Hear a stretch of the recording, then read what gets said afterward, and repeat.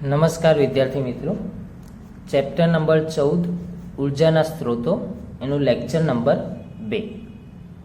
મિત્રો, લેક્ચર 1માં આપણે ઉર્જા એટલે શું, આ ઉર્જા સંરક્ષણનો નિયમ, ઉર્જાનો ઉત્તમ સ્ત્રોત તમે કોને કહી શકો, મતલબ કે જે પરિવહન સરળતાથી થઈ શકતું હોય, સંગ્રહ સરળતાથી થઈ શકતો હોય, સસ્તું હોય, ઓછા દહનમાં વધુ ઉષ્મા આપતું હોય, વગેરે વગેરે વાતો આપણે કરેલી છે. હવે આજનું આપણું લેક્ચર છે જે આપણે જોયું કે ઉર્જા સ્ત્રોત એ કોને કહેવાય, તો જ્યાંથી આપણને ઉપયોગી ઉર્જા પૂરી પડે એવું કાર્યક્ષમ હોય એને આપણે શું કહી શકીએ, ઉર્જા સ્ત્રોત કહી શકીએ. આવા ઉર્જા સ્ત્રોત એ બે પ્રકારના હોય છે. ઉર્જા સ્ત્રોત બે પ્રકારના હોય છે. એક પરંપરાગત સ્ત્રોતો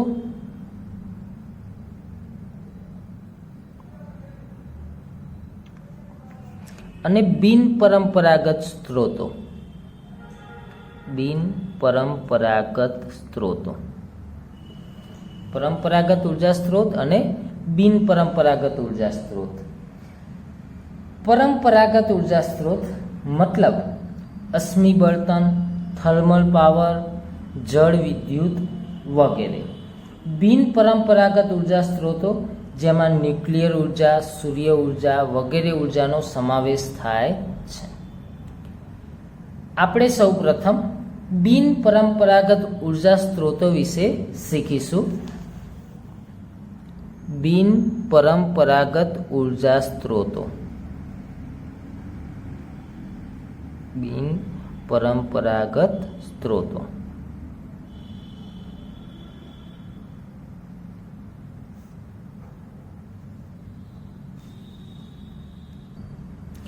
તો મિત્રો, બિન પરંપરાગત સ્ત્રોતોને બીજું તમે કહી શકો વૈકલ્પિક સ્ત્રોતો. વૈકલ્પિક એટલે કેવું, મતલબ કોઈકનો ઓપ્શન, જો કદાચ એ નહીં હોય તો એના બદલામાં આ ચાલશે, એવા સ્ત્રોતો. જેમાં ખાસ કરીને મેં તમને અહીંયા આગળ કીધું સૌર ઉર્જા અને ન્યુક્લિયર ઉર્જા, એના વિશે આપણે ભણવાનું છે, જે કોઈની અથવામાં ચાલશે. જેમ કે તમે જાણો છો કે રાંધવા માટે આપણે જે બળતણ વાપરીએ છીએ, ગેસ, લાકડું, કોલસો, કદાચ એ ન મળે તો એની અથવામાં તમે સૌર કુકર, સૌર ઉર્જાનો ઉપયોગ કરી અને જે કુકર બનાવવામાં આવે છે, સૌર કુકર, એની મદદથી ખોરાક રાંધી શકો છો. તો એવા સ્ત્રોતો, એને આપણે કહીશું બિન પરંપરાગત સ્ત્રોતો અથવા તો વૈકલ્પિક સ્ત્રોતો. તો આવા વૈકલ્પિક સ્ત્રોતોની આપણને શા માટે જરૂરિયાત છે? તો આપણે જાણીએ છીએ કે દિવસે ને દિવસે આપણે જે ઉર્જાનો ઉપયોગ કરીએ છીએ એની માંગ વધતી જાય છે. આપણે વધુને વધુ ઉર્જાની જરૂરિયાત કરતા રહીએ છીએ, એવા સાધનોનો ઉપયોગ કરીએ છીએ કે જેના માટે વધુને વધુ ઉર્જાની જરૂરિયાત હોય. કેમ?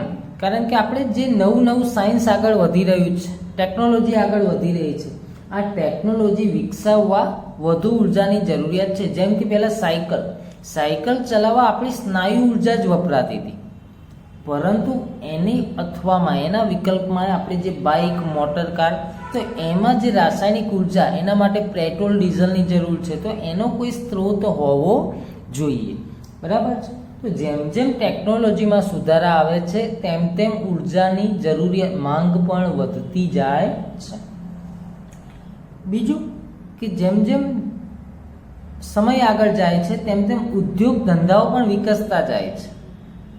તમે જુઓ કે પહેલાં જે નાના નાના ઉદ્યોગો ચાલતા હતા એની જગ્યાએ એ જ ઉદ્યોગોએ અત્યારે મોટા સ્વરૂપો ધારણ કરી લીધેલા છે. આમ આ બધાને કારણે ઉર્જાની જરૂરિયાત વધતી જાય છે. ઉર્જાની જરૂરિયાત વધવાને કારણે વધુને વધુ ઉર્જા સ્ત્રોતો હોવા જોઈએ, ઉર્જા પૂરી પડાય એટલા માટે. તો એવા જ કેટલાક વૈકલ્પિક સ્ત્રોતો એટલા માટે જરૂરી છે. એમાંનો પહેલો છે સૌર ઉર્જા, જેના વિશે આજે આપણે અભ્યાસ કરવાનો છે.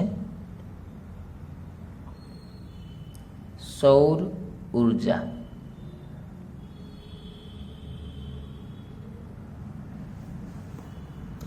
સૌર ઉર્જા કોને કહેવાય? સૌ પ્રથમ તો તમે જાણો છો સૂર્યમાંથી મળતી ઉર્જા. સૂર્યમાંથી મળતી ઉર્જાને આપણે શું કહીએ છીએ? સૌર ઉર્જા કહીએ છીએ. સૂર્યમાંથી મળતી ઉર્જાને સૌર ઉર્જા કહે છે. આ ઉર્જા લગભગ ગણીએ તો 5 અબજ વર્ષથી ઉર્જા એ સૂર્યમાંથી ઉત્સર્જિત થઈ રહી છે, બહાર આવી રહી છે, અને હજુ બીજા 5 અબજ વર્ષ સુધી ઉત્સર્જન થતું જ રહેશે. એટલે હજુ બીજા 5 અબજ વર્ષ સુધી આપણને સૌર ઉર્જા મળતી જ રહેવાની છે. 5 અબજ વર્ષ, આટલા વર્ષોથી સૂર્ય ઉર્જા આપી રહ્યો છે અને હજુ બીજા આટલા જ વર્ષ સુધી એ એની ઉષ્માનું ઉત્સર્જન કરતો જ રહેશે. એ શું ઉત્સર્જન આપે છે? પ્રકાશ, ગરમી. તો એનું ઉત્સર્જન એટલે બહાર કાઢવું, એ બહાર કાઢતો જ રહેશે. બરાબર. હવે સૌર ઉર્જા, માનો કે જેટલી સૂર્યમાંથી ઉર્જા નીકળે છે શું બધી જ પૃથ્વી પર આવે છે? ના, ઘણા બધા ગ્રહો છે, એમાંનો કેટલોક હિસ્સો જ પૃથ્વીના વાતાવરણમાં આવે છે. થોડો ભાગ જ પૃથ્વીના વાતાવરણના બહારના સ્તર સુધી પહોંચે છે. હવે આ ઉર્જા જ્યારે પૃથ્વીના વાતાવરણમાંથી પસાર થાય ત્યારે થોડા ભાગનું શું થાય છે? શોષણ થઈ જાય છે હવામાં જ. તમે જાણો છો હવા ગરમ થાય સૌર ઉર્જાને કારણે. સૌર ઉર્જા જે આવતી હોય છે સૂર્યમાંથી, એના કિરણો જે આવે છે, ગરમ કિરણો, એ ગરમ કિરણોની કેટલીક ગરમી એ હવા દ્વારા શોષાઈ જાય છે વાતાવરણમાં, અને બાકીની ક્યાં પહોંચે છે? સપાટી, એટલે કે જમીન સુધી પહોંચે છે. અને આ જે ઉર્જા છે જે વાતાવરણમાં શોષાઈ ગઈ અથવા તો જે સપાટી પર પહોંચી, એવી ઉષ્માનો ઉપયોગ કરી અને કંઈક એવી વસ્તુનું સંચાલન કરવું જેથી કરી આપણે બીજા કોઈ ઉર્જા સ્ત્રોતનો બચાવ કરી શકીએ. તો એને આપણે સૌર ઉર્જાનો ઉપયોગ કર્યો કહેવાય. તો એવા કેટલાક સાધનો છે જેના વિશે તમે જાણો છો, અગાઉ ભણેલા પણ હશો. સૌર કુકર,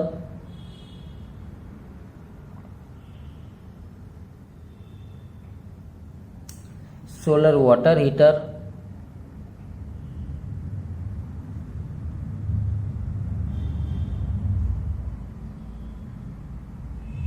અને સોલર પેનલ, અથવા તો આને સોલર સેલ શબ્દથી તમે પરિચિત હશો. એ સોલર સેલને એકબીજા સાથે જો જોડી દેવામાં આવે તો એને સોલર પેનલ કહેવામાં આવે છે. તો આ બધા વિશે તમે જાણો છો. સૌર ઉર્જાથી ચાલતા સાધનોનો મુખ્ય સિદ્ધાંત શું હોય? સૂર્યની ઉષ્માનું શોષણ કરી અને આપણને એ ઉષ્મા કોઈ અલગ સ્વરૂપે, જે આપણે જરૂરિયાત હોય એવા સ્વરૂપે આપવી. દાખલા તરીકે સૌર કુકર, એનું મેઇન સિદ્ધાંત શું છે? સૌર કુકરનો સૂર્યની ઉષ્માનું શોષણ કરે છે, વધુને વધુ શું કરશે? શોષણ કરશે, અને એની ઉષ્મા એ આપણે જે ઉષ્માની જરૂરિયાત છે એ સ્વરૂપે આપણને પૂરી પાડે છે. બરાબર છે.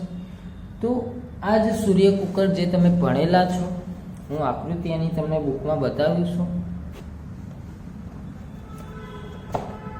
અહીંયા તમે જોઈ શકો છો સૌર કુકર. અહીંયા આગળ એક અરીસો મૂકેલો હોય અને અહીંયા આગળ વચ્ચે આ રીતનો એક બીજો અરીસો પણ હોય છે, અને ઉપર અહીંયા આગળ કાચની પ્લેટ હોય. અહીંયા તમે જોઈ શકો છો કે જે પાત્ર અહીંયા આગળ મૂકવામાં આવે છે અને આની અંદર જે રાંધવું હોય એ મૂકવામાં આવે છે. હવે સૂર્યના કિરણો અહીંયા પડશે એટલે અરીસા દ્વારા પરાવર્તિત નીચેની તરફ થશે, નીચે અંદર જશે બોક્સમાં.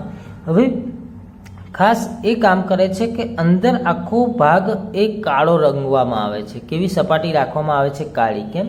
કાળો રંગ ઉષ્માનું વધુને વધુ શોષણ કરી શકે છે, એટલા માટે અંદરની સપાટી આખી કાળી હોય છે. બીજું, ઉપર કાચની પ્લેટ હોય એટલે એકવાર જે ગરમી અંદર જે એ ગરમી વાતાવરણમાં પાછી જઈ શકતી નથી, વધુને વધુ અંદર ગરમ થાય છે.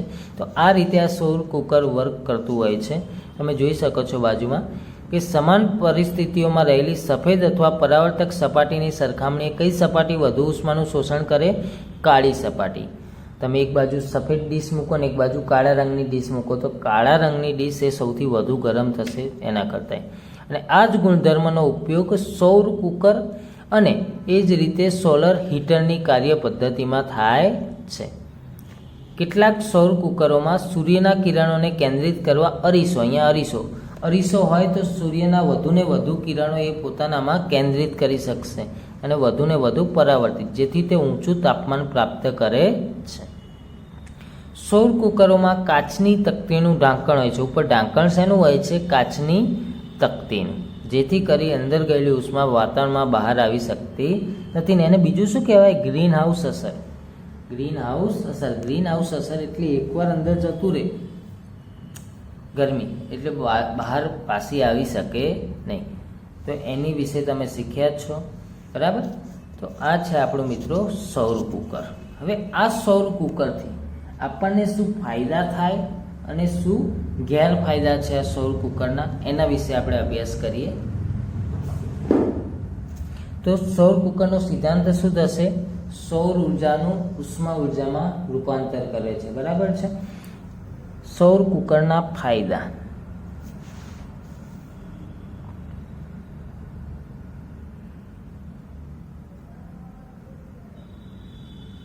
સૌર કુકરના ફાયદા.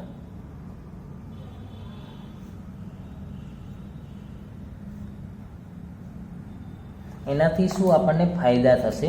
તો પહેલાં તો ગેસ, કેરોસીન, લાકડું બધા કરતાં સસ્તું, મફતની ઉર્જા છે. ફક્ત આપણે સાધન વસાવવાનું છે. સસ્તું છે. કેવું છે? સસ્તું છે. બીજું, જે આપણે એલપીજી, સીએનજી ગેસ વાપરીએ છીએ એ ગેસનો અહીંયા આગળ શું થશે? બચાવ. એટલે એક ઉર્જા સ્ત્રોત આપણી પાસે બચશે. આ વાપરીશું, એના કારણે આપણે બીજી કોઈ ઉર્જાનો સાથે સાથે બચાવ પણ કરીએ છીએ. એટલે કે જે આપણે બળતણ વાયુઓ વાપરીએ છીએ એનો શું થશે? બચાવ. બળતણ વાયુઓનો બચાવ થાય. અને બીજું, આમાં કોઈ ધુમાડા નીકળશે નહીં. જેમ કે લાકડું પલસા સળગાવો અને ધુમાડા વાતાવરણમાં ઉત્સર્જિત થાય છે, એવા કોઈ ધુમાડા આમાં નીકળશે નહીં. એટલે કે પ્રદૂષણ થતું નથી.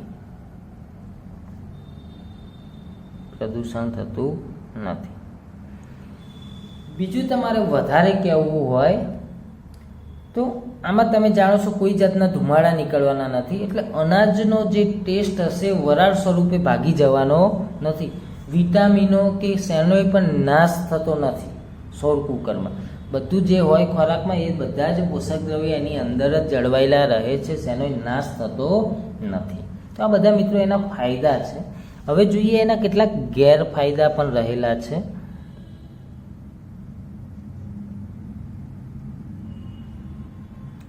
ગેરફાયદા. તો સૌ પ્રથમ ગેરફાયદો છે,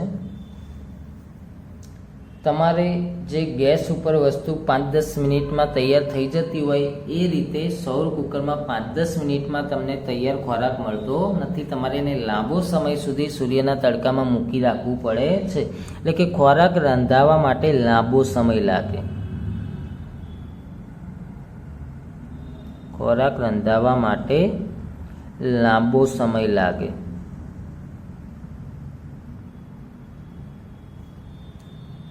નંબર 2, માનો કે વાતાવરણ જ વાદળછાયું હોય તો સૂર્યનો તડકો મળી શકવાનો નથી, અને સૂર્યનો તડકો નહીં મળે એટલે તમે આનો ઉપયોગ કરી શકશો નહીં. એટલે કે વાદળછાયા દિવસે ઉપયોગ થઈ શકતો નથી.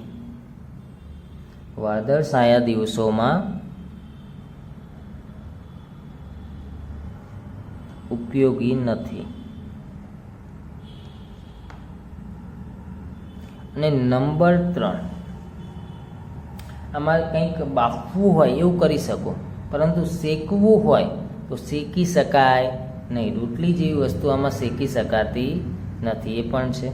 વરસાદ ચાલુ હોય તો પણ ખોરાક રાંધી શકાતો નથી. તો આ બધા મિત્રો થયા એના ગેરફાયદા. તો સૌર કુકર એ પહેલું સાધન હતું. બીજા નંબરમાં મેં વાત કરી સોલર પેનલ. અને સોલર પેનલ શેના લીધે બનાવવામાં આવે છે? સોલર સેલોને એકબીજા સાથે જોડીને, સોલર સેલને એકબીજા સાથે જોડીને સોલર પેનલ બનાવવામાં આવે છે. તો આપણે સોલર સેલ વિશે શીખીએ.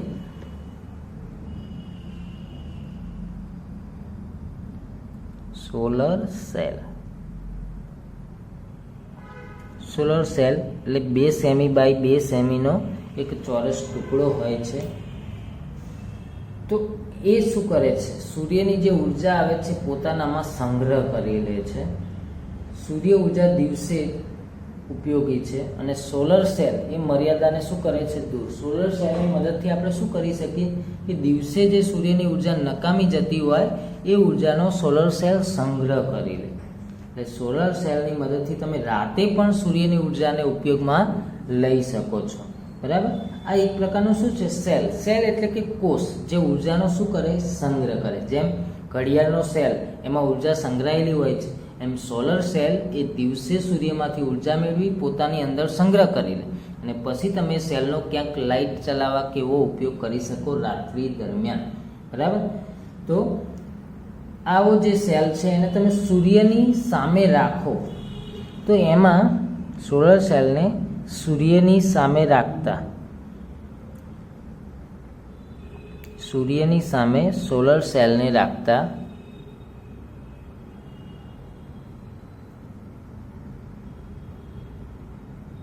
તમે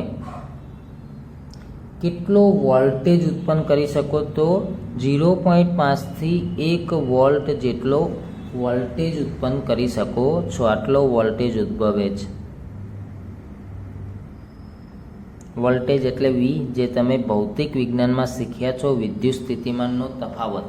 1 વોલ્ટ જેટલો તમે ઉત્પન્ન કરી શકો છો. આટલો ઉદ્ભવે છે અને એને કારણે લગભગ 0.7 વોટ આટલો વિદ્યુત પાવર પેદા કરે છે સોલર સેલ.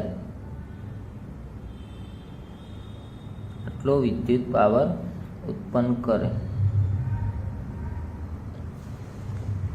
બીજું, સોલર સેલનો કોઈ ભાગ ગતિશીલ હોતો નથી કે એના પાંખિયા ફરે પવનચક્કીની જેમ કે એવું કંઈ હોતું નથી. એટલે કોઈ ભાગ ગતિશીલ નહીં, એક ટુકડો છે જેને તમારે મૂકી રાખવાનો હોય છે. એટલે આની જાળવણી માટે કોઈ ખર્ચ થતો નથી, જાળવણીની જરૂરિયાત હોતી નથી.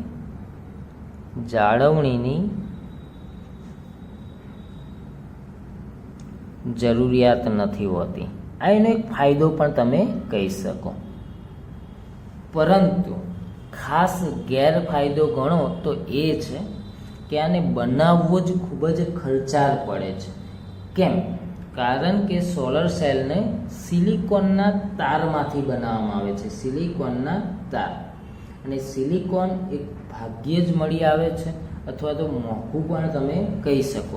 હવે આવો એક સોલર સેલ તમે કદાચ બનાવો છો જે ખુદ જ મોંઘો પડે છે. હવે તમારે આખી પેનલ બનાવવાની હોય. એક સોલર સેલથી તો કંઈ મોટા સાધનો તમે ચલાવી શકવાના નથી. તો આવા ઘણા બધા સોલર સેલોને તમારે એકબીજા સાથે જોઈન્ટ કરવાના હોય છે. અને સોલર સેલોને એકબીજા સાથે જોડવા જે ધાતુ વપરાય છે એ છે ચાંદી. અને ચાંદી પણ મોંઘી છે, જે તમે જાણો છો.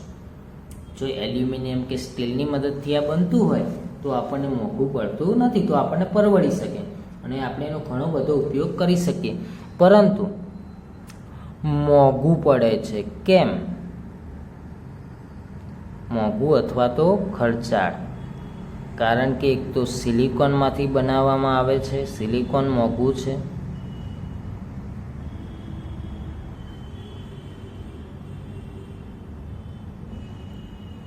સિલિકોનમાંથી બનાવવામાં આવે છે. અને બીજું, પેનલ બનાવવા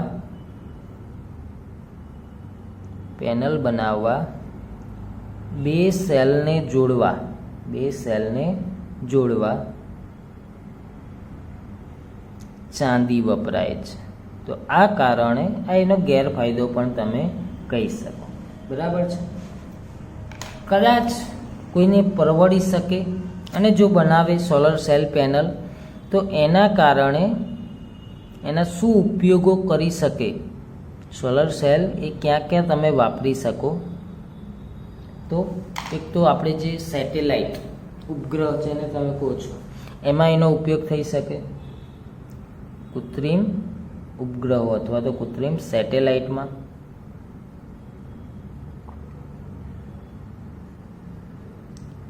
માર્સ ઓર્બિટરો જે અવકાશીય સંશોધન માટે અવકાશમાં તરતા મૂકવામાં આવેલા હોય છે, માર્સ ઓર્બિટરો.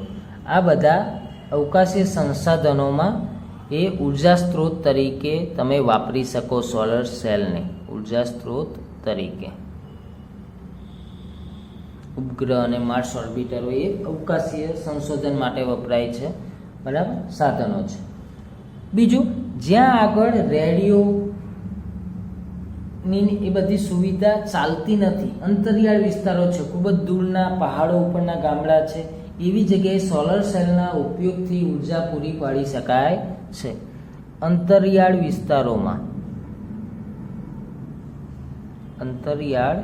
વિસ્તારોમાં રેડિયો અને વાયરલેસ ટ્રાન્સમિશન, કારણ કે ક્યાંક વાયર પહોંચાડવાની સુવિધા ન પણ હોય, ઊંચા પહાડો પર ગામડા આવેલા હોય તો વાયરલેસ ટ્રાન્સમિશન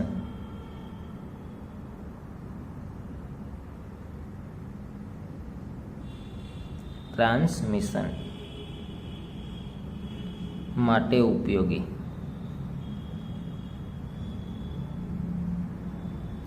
બીજું, ટ્રાફિક સિગ્નલો ચલાવવા માટે, ટ્રાફિક સિગ્નલ કેલ્ક્યુલેટરમાં સોલર સેલ વાપરી શકાય, રમકડાઓમાં પણ વાપરી શકાય, બરાબર છે. આ બધામાં તમે સોલર સેલ વાપરી શકો છો. અને ઘરની છત પર પણ આખી એક સોલર પેનલ લગાવી અને દિવસે આખો દિવસ અંદર ઉર્જાનો સંગ્રહ થશે ને એ ઉર્જા તમે ઘરના વિદ્યુત ઉર્જા બચાવી અને એની જગ્યાએ એ ઉર્જાનો તમે ઉપયોગ કરી શકશો. તો મિત્રો, આજે આપણે ઉર્જાના 2 પ્રકાર છે, એમાંથી બિન પરંપરાગત ઉર્જા સ્ત્રોતમાં સૌર ઉર્જા, એના 2 સાધનો સોલર કુકર અને સોલર સેલ વગેરેનો અભ્યાસ કર્યો છે. તો બંને પ્રશ્નો તમારે લખી દેવા, ફાયદા ગેરફાયદા ઉપયોગો સાથે, જે પણ આવતું હોય એ. જય હિન્દ, જય ભારત.